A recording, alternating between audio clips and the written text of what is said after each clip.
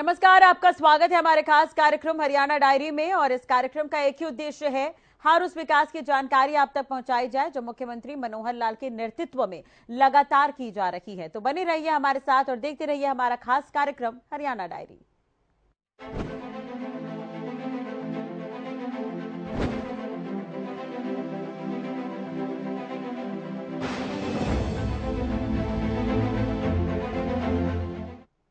हरियाणा के मुख्यमंत्री मनोहर लाल ने कहा है कि प्रदेश में नागरिकों के घरों में ऊपर से गुजरने वाली बिजली लाइन को हटाया जाएगा। इसके लिए प्रदेश सरकार ने 151 करोड़ रुपए का बजट निर्धारित किया है। इसके अलावा बुजुर्गों को भी मुख्यमंत्री मनोहर लाल ने सौगात दी है। देखिए रिपोर्ट।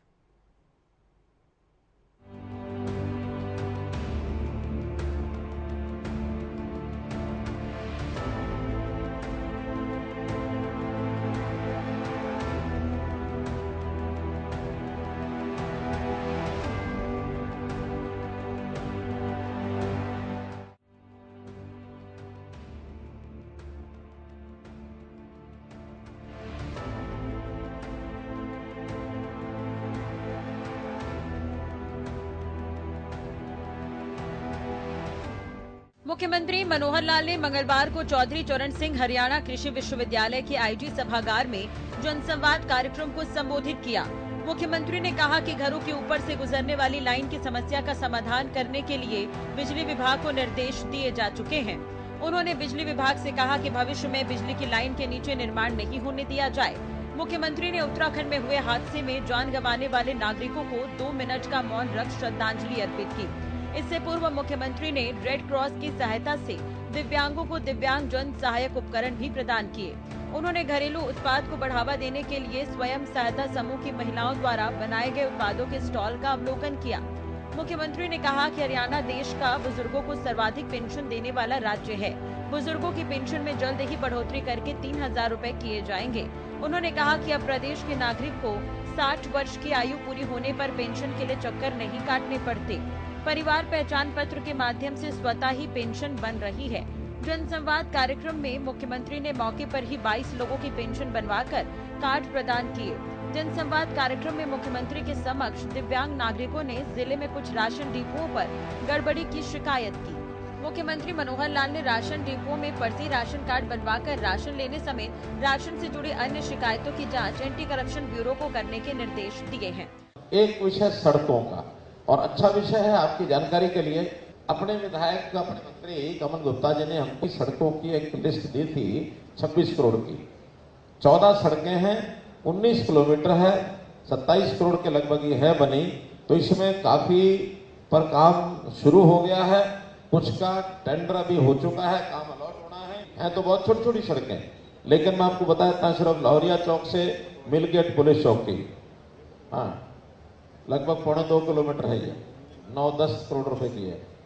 फिर जिंदल स्ट्रिप्स आरओबी की सर्विस रोड, मिलगेट से एयरपोर्ट चौक सर्विस रोड, आरओबी कैंप चौक से सब्जी मंडी, पुराना दिल्ली हिसार सुलखनी रोड पर पुराना डाबरा आरओबी, फिर पुराना NH65 हिसार शहर का आंतरिक भाग, फिर DHS रोड से हिसार रेलवे स्टेशन सड़क, फिर कैंप चौक से कैंप मोड़ सर्दन बाईपास, फिर पुराना NH65 हिसार शहर का आंतरिक भाग, हिसार जिले में हिसार बस स्टैंड से सर्दन बाईपास का सुधारीकरण, हिसार बालसमंद रोड से सर्दन बाईपास तक सड़क, फिर है 7 रोड खुर्द से होते हुए पुरानी DHS रोड से न्यू बाईपास, फिर हिसार रायपुर रोड से MC limit Hisar, approach road नई आरओबी के साथ साथ डाबरा चौक हिसार।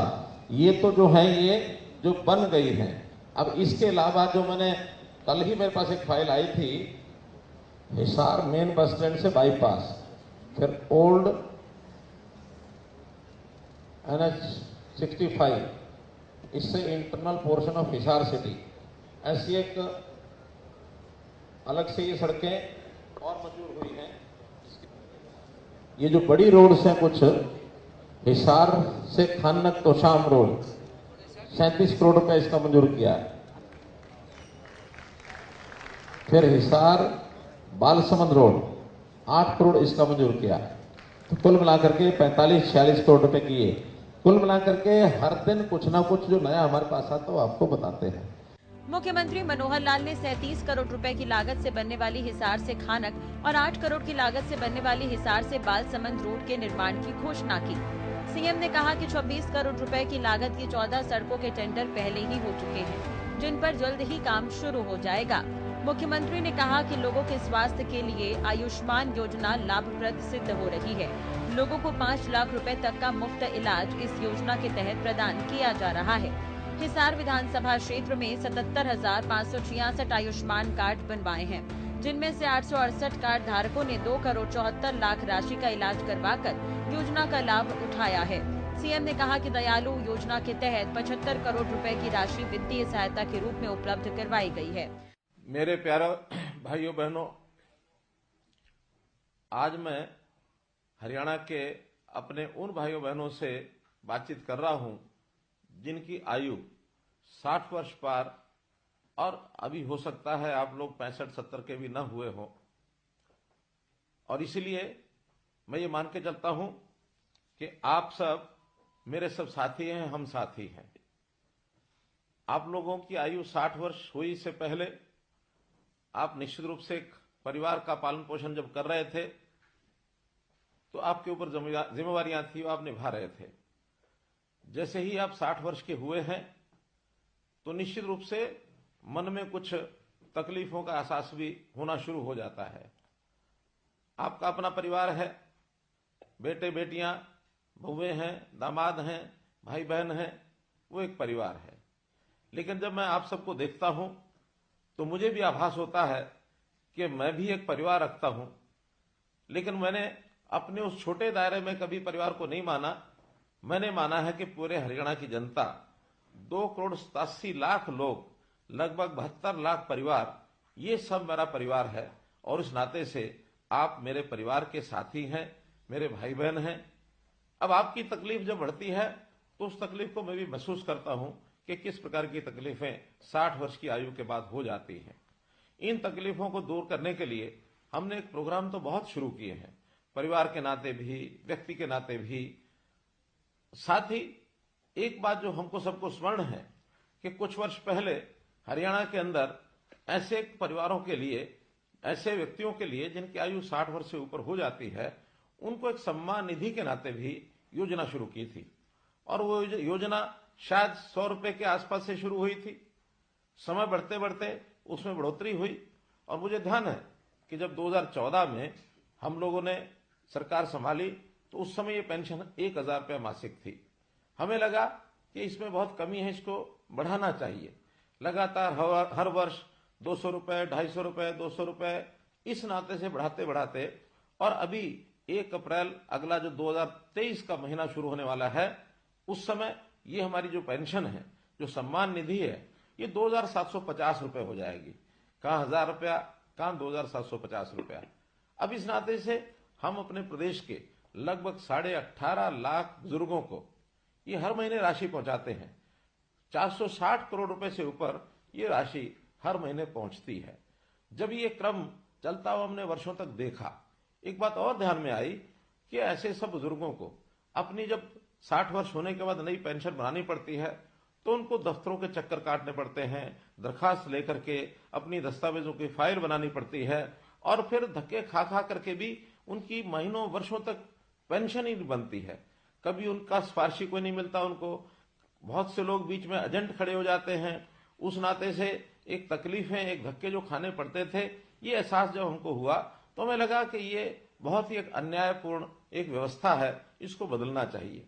हमने इसमें बदल करके जब परिवार पहचान पत्र बनाया और हर परिवार का डाटा ये हमारे पास आ गया, तो उस परिवार के डाटा के अंतर्गत हमको पता लगा कि कितने ऐसे व्यक्ति हैं जो कब 60 वर्ष के होने वाले हैं, आयु के हिसाब से उसकी जानकारी हमें तुरंत मिलने लग गई। अब 2 ही कंडीशन है किसी भी बुजुर्ग की वो पेंशन शुरू हो, या तो व्यक्ति 60 वर्ष का हो गया है और या फिर जो 60 वर्ष का हुआ है वो दोनों पति पत्नी की आय ये 2 लाख रुपए से कम होनी चाहिए। जब ये 2 लाख रुपए की बात आई तभी भी ध्यान में आया कि यार 2 लाख रुपए कम नहीं है, हमें लगा 2 लाख रुपया ये कम है। तो इस अगले महीने से हमने इस आय को भी बढ़ा करके 2 से 3 लाख रुपया कर दिया है और इस 3 लाख के करने के बाद बहुत से लोग इसमें नए और जुड़ गए हैं। तब ये भी व्यवस्था बनाई कि जिस महीने में 60 वर्ष का व्यक्ति हो जाए उसको तुरंत अगले महीने से अपने आप पेंशन शुरू हो जाए। मात्र एक कागज पर आपको साइन करना होगा। कोई भी सरकारी कर्मचारी आपके यहां आपकी सहमति लेगा, क्योंकि सहमति लेनी भी आवश्यक है। बहुत लोगों ने ऐसे भी जो हमको मिले हैं जिन्होंने कहा था शुरू में जब व्यवस्था शुरू हुई कि हमको तो पेंशन की जरूरत नहीं है, इसलिए हम कहेंगे तो ही तो पेंशन देनी होगी।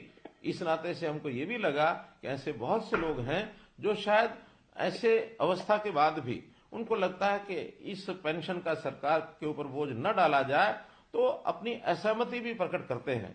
उसी में से व्यवस्था निकली कि एक बार 60 वर्ष का होते ही एक सहमति पत्र पर हस्ताक्षर जरूर लेने चाहिए। तो हमने लेने शुरू किए हैं। एक ही महीने के अंदर अंदर वो सहमति पत्र के साइन भी हम कराते हैं और उसके बाद उन लोगों से जो सहमति पत्र देते हैं अपने आप ही और ये जो पेंशन है ये जाना शुरू हो जाता है। हमने लगभग 6 महीने पहले इस व्यवस्था को शुरू किया था और इन 6 महीनों में 16,500 लोगों को और ऑटोमेटिकली अपने आप पेंशन मिली। तो ऐसे जो 16,500 लोग हैं, आज मैं उन सब 16,500 लोगों से उनके साथ टेलीफोन का संपर्क करके और ये बातचीत कर रहा हूं। निश्चित रूप से आपके मैं अनुभव भी बाद में सुनना चाहूंगा कि इस ऑटोमेटिक पेंशन बनने में कहीं आपको कोई कठिनाई तो नहीं आई है। मेरा पूरा विश्वास है कि ये कठिनाई नहीं आई होगी। अगर कोई आई भी होगी तो इसको हम तुरंत जो है दुरुस्त भी करेंगे, ठीक भी करेंगे। अब ये तो ऑटोमेटिक पेंशन बनने की बात है, लेकिन हम लोगों ने इस पेंशन को जो पहले से बनी हुई है उसमें भी लगभग 18.5 लाख परिवार जो मैंने बताए हैं उनको हम ये पेंशन दे रहे हैं। और इस पेंशन के माध्यम से मुझे ये भी ध्यान है कि आखिर तो हम परिवार वाले लोग हैं, हमारे बेटे बेटियां पोते पोतियां हमारे सब परिवार के लोग, कभी कभी उनको सहयोग करना पड़ता है, उनको मान सम्मान करना पड़ता है, उनको कोई कहीं ना कहीं दान दक्षिणा देने की भी हमारी मन की इच्छा होती है, तब भी हम देते हैं। तो एक सुविधा ये हरियाणा के लोगों को जो मिल रही है, लगभग 2750 रुपए की जो अब योजना अप्रैल से बनी है, ये भी एक दावे के साथ मैं कह सकता हूं कि इतनी राशि केवल हरियाणा प्रदेश ही है जो ये 2750 रुपया और ये दे रहा है, और किसी प्रदेश में इस प्रकार की व्यवस्था ये ऐसी नहीं है। तो मित्रों, भाइयों बहनों, मैं तो आपको आज यही कहूंगा कि हम लोग जो ये एक लाभ सरकार से ले रहे हैं, तो इस लाभ के बदले में हम लोगों को, क्योंकि हमारी आयु भी 60 वर्ष ही हुई है, तो 60 वर्ष होने के बाद आखिर व्यक्ति का शरीर स्वस्थ रहता है, काम करने योग्य रहता है, तो हमें अपने इस आयु के पड़ाव में आकर के अपने काम के साथ साथ सामाजिक कामों में भी जाना चाहिए। ऐसे जितने भी हमारे रिटायर्ड लोग हैं, जितने ऐसे बुजुर्ग हैं या नौजवान भी हैं जो अपने आप एक स्वयंसेवक के नाते, एक वॉलंटियर के नाते काम कर सकते हैं, उनका भी एक पोर्टल बनाया है। उनको हम रजिस्ट्रेशन कराते हैं और रजिस्ट्रेशन कराने के लिए अगर अपना मन माने कि हमको आखिर कोई ना कोई समाज का काम करना चाहिए, क्योंकि जैसे मैंने कहा ये समाज है, ये हमारा परिवार है, एक छोटा परिवार जिसके अंदर हम पैदा हुए, हमारे आगे परिवार के सदस्य, बेटे बेटियां, बहन भाई, हमारे जो दोते धोतियां, पोते पोतियां और हमारी बहुएं, हमारे दामाद, एक परिवार। दूसरा परिवार ये सारा समाज, ये भी एक परिवार है। वसुधैव कुटुंबकम, ये बात हमारे ऋषि मुनियों ने भी हमेशा कही है कि अपना जो मन है ये बड़ा करना चाहिए। ऐसा कहते हैं, अयम निजा प्रोवेति, यानी ये मेरा है, ये तेरा है। गणना लघु चेतसाम, ये छोटे दिल के लोग करते हैं। उदार चरिता नाम तो, बड़े हृदय के लोग वही होते हैं। वसुधैव कुटुंबकम, जो पूरे विश्व को, पूरे संसार को अपना परिवार मानते हैं। आकर अपनी सोच हमको बड़ी करनी चाहिए। और अभी तक हमने शायद अपने परिवार पालन पोषण में ही सारा समय लगाया होगा, लेकिन एक आयु के पड़ाव के बाद, जैसे हमारी प्राचीन परंपरा होती थी वानप्रस्थ आश्रम की, तो इस वानप्रस्थी आश्रम के अंदर जाकर के हमको समाज की भी चिंता करनी चाहिए। क्योंकि कभी भी कोई एक अकेला व्यक्ति या एक अकेला परिवार ये अपने आप में पूर्ण इकाई नहीं हो सकते, अपने आप में सारा काम अपने आप नहीं कर सकते। हमको प्राय सभी काम करने के लिए समाज की भी आवश्यकता होती है। यदि सारे समाज की हम चिंता करेंगे तो समाज हमारी भी चिंता करेगा। तो इसलिए वॉलंटियर बनने के लिए हमने जो पोर्टल बनाया है, उस पोर्टल के बारे में मैं बताता हूं। उसका नाम है समर्पण .gov.in अंग्रेजी का ये शब्द है। आपको अगर न ध्यान में आए तो आप निश्चित रूप से आपके गांव में जो भी कोई कंप्यूटर के नाते से जो कोई वहां साझा सेवा केंद्र है अथवा जिसको CSC कहते हैं या अटल सेवा केंद्र कहते हैं या कोई भी कंप्यूटर जानने वाला व्यक्ति, उसको हम बता सकते हैं कि मैं भी अपना नाम वॉलंटियर इस नाते से उसमें जुड़वाना चाहता हूं, तो इस नाते से हम और वॉलंटियर बन सकते हैं। सीएम मनोहर लाल ने बुजुर्गों के पेंशन को 3,000 करने की बात कही है। सीएम मनोहर लाल इसके अलावा प्रदेश में कई पेंशन योजना का लाभ जनता को दिला रहे हैं। सीएम मनोहर लाल ने पिछले दिनों अपने संवाद में अहम जानकारी दी थी। सीएम मनोहर लाल की कोशिश रहती है कि प्रदेश में आम जनता खुश रहे और यही कारण है कि समय समय पर सीएम खुद मॉनिटरिंग भी करते रहते हैं। योजनाओं की जानकारी लेते हुए भी मुख्यमंत्री मनोहर लाल नजर आते हैं। आम जनता को फायदा पहुंचाने के लिए सरकार काम कर रही है। मुख्यमंत्री मनोहर लाल खुद इसकी देखरेख कर रहे हैं। यही कारण है कि मुख्यमंत्री मनोहर लाल जनसंवाद करते हैं और जनता से बातचीत सीधे करते हैं और उनकी समस्याओं को भी सुनते हैं। इसके साथ ही समस्याओं का निपटारा तुरंत किया जाता है।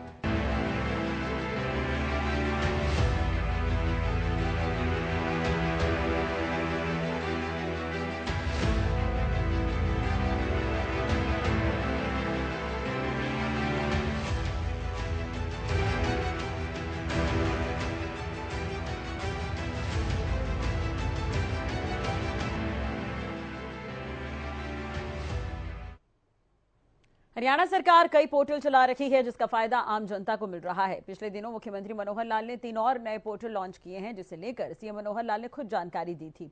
देखिए रिपोर्ट।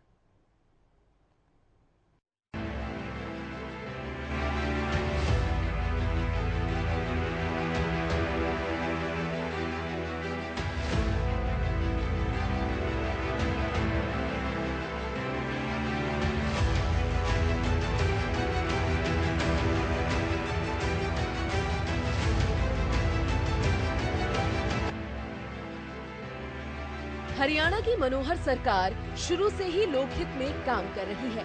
इसी कड़ी में मुख्यमंत्री मनोहर लाल ने प्रदेश की जनता की सहूलियत के लिए 3 और नए पोर्टल शुरू कर दिए हैं।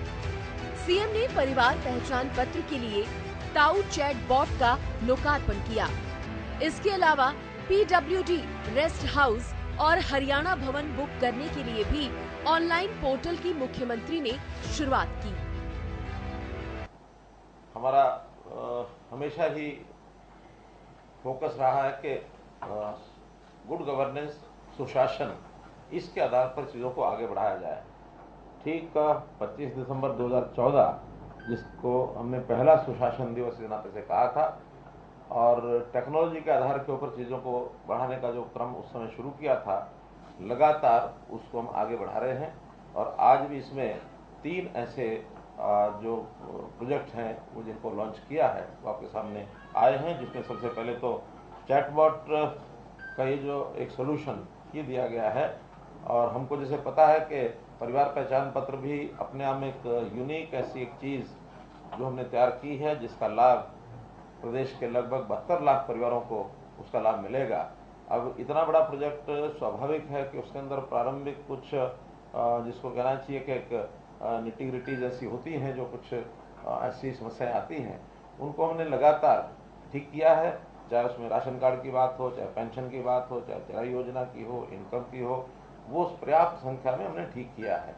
क्योंकि अभी एक ऐसा फ्रेंडली एक पोर्टल बनना चाहिए जिससे किसी भी आदमी को कोई भी जानकारी अपनी लेनी है तो कहीं भी वो ले सकता है अपने मोबाइल से उसको खोल करके। और चैटबॉट का जैसे सिस्टम होता है, इसमें आर्टिफिशियल इंटेलिजेंस और मशीन लर्निंग, नेचुरल लैंग्वेज, ये जो सारे सिस्टम होते हैं ताकि हमारे बोलने से ही और वो उसकी आवाज़ को पहचान ले और पहचानने के बाद उसका उत्तर वहाँ से मिले। उत्तर भी देंगे ताऊ जी, तो उत्तर जो है हमको मिले। अब इसमें एकदम ये तो नहीं कहा जा सकता कि इसमें कोई गलती नहीं होगी, क्योंकि धीरे धीरे उस सिस्टम को अडेप्टिव होना पड़ता है। जिस आदमी को बोलना है उसकी भाषा, उसकी लैंग्वेज, उसको।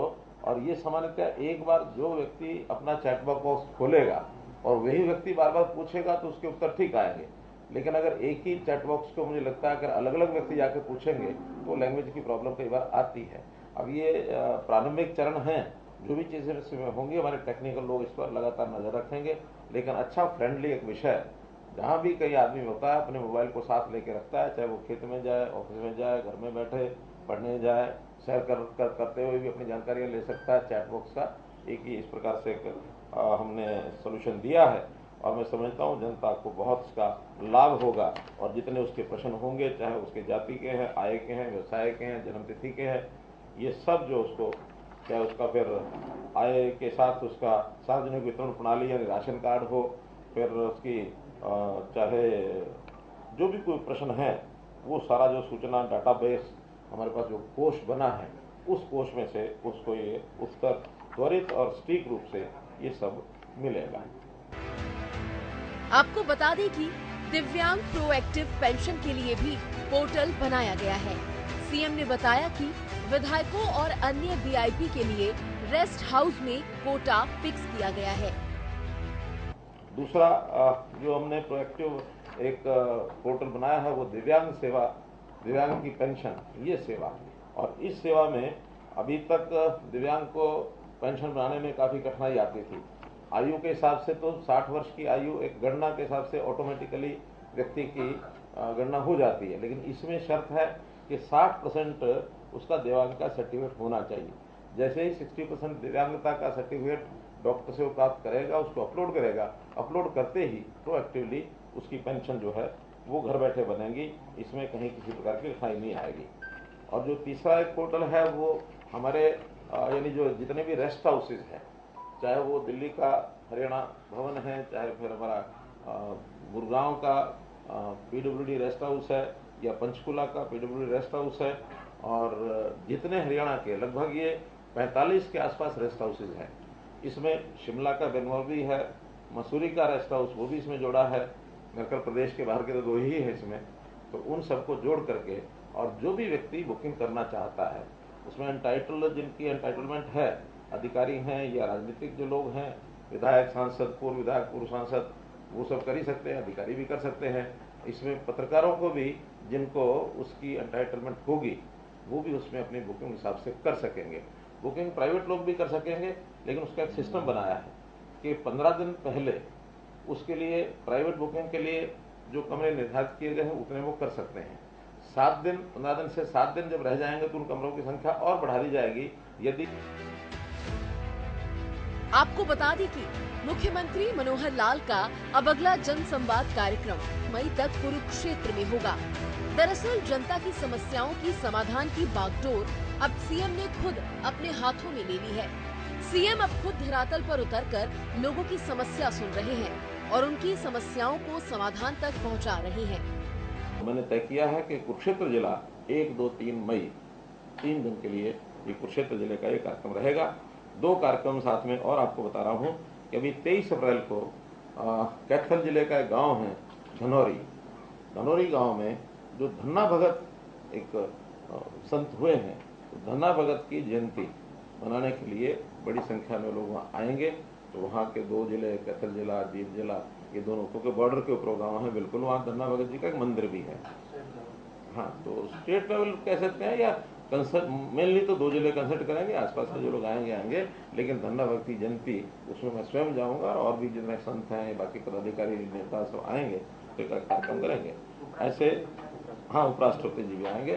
23 अप्रैल को उपराष्ट्रपति जी का भी आगमन होगा। मैंने निमंत्रण दिया था, वो बड़े सहर्ष उन्होंने स्वीकार किया कि धन्ना भगत की जयंती कभी किसी ने मनाई नहीं है, हरियाणा ने पहल की है। कुछ लोगों को तो तकलीफ भी बड़ी हो गई शुरू। इसके अलावा मुख्यमंत्री मनोहर ने जानकारी दी कि अब तक हम 1 लाख से ज्यादा सरकारी नौकरी दे चुके हैं और इसी साल में 60,000 नौकरियां ग्रुप सी और डी में दी जाएंगी। अभी तक 8.5 साल में 1,02,000 नौकरियां हम दे चुके हैं और विद इन नेक्स्ट 6 मंथ्स, जिसमें ग्रुप सी की और ग्रुप डी की ये, और उसके अलावा जो अध्यापक हैं पीजीटी वगैरह और पुलिस के भी 5,000 उसमें, तो सब मिला करके 60,000 के आसपास नौकरियां और हम 6 महीने में दे देंगे। यानी 9 साल में हो जाएगी। इनकी 80 जो है वो 10 साल की हैं, तो डबल संख्या हमारे 9 साल में हो जाएगी। 10वां साल जब शुरू होगा उसका जो अलग से आवश्यकता होगी वो हम करेंगे। हरियाणा में सभी काम पारदर्शी और आसान तरीके से हो सके, इसके लिए लगातार काम हो रहा है। साथ ही अब आम आदमी भी इंटरनेट का इस्तेमाल कर दैनिक जीवन के कार्यों को आसान बना सकता है। साथ ही सरकार हर वर्ग के एक समान विकास को ध्यान में रखकर जिस तरह कार्य कर रही है, उसका असर धरातल पर देखने को भी मिल रहा है।